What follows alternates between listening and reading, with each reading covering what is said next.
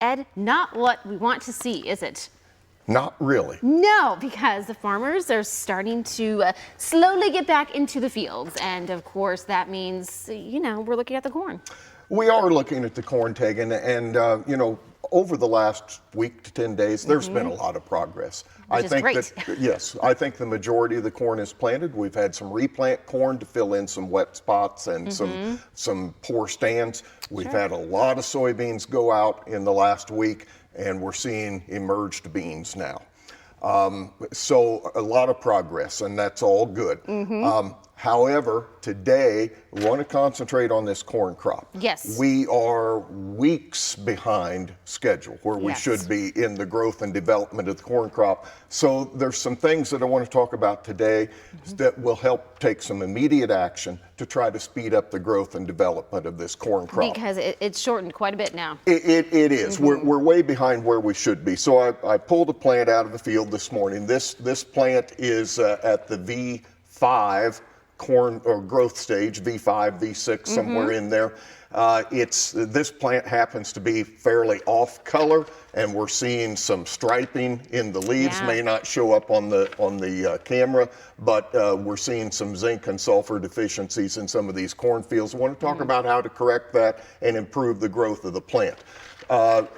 So in order to correct the micronutrient deficiencies and provide an immediate color change to this corn, I want to talk about our Agri-Yield Premium Foliar product. This is a foliar micronutrient. It's a foliar nutritional product applied at the rate of 1 quart per acre. It can be applied with your herbicide program. It will provide an immediate green up to the corn. It alleviates some plant stress and help to improve the growth of this corn. In our testing, Tegan, we've seen about a 6 bushel per acre yield response with this. Tremendous return on investment. And apply it at the rate of 1 quart per acre. Farmers will see almost an instant response in the crop with this. Which is what they need, because this is not going to be knee-high by the 4th of July, is it? Well, it's going to push it. The second thing I want to talk about is something that's probably not quite as familiar to a lot of our farmers, and that is the use of plant growth regulators.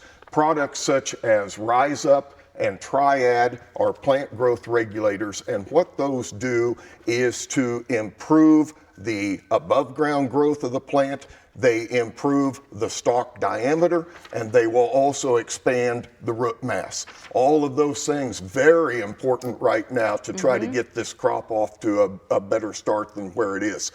The plant growth regulators, again, we're seeing anywhere from 6 to 8 bushel yield response with that, and I am confident, Tegan, as we talked about this plant being a V5 to V6 growth stage, and growth stages are identified by the leaves on the plant.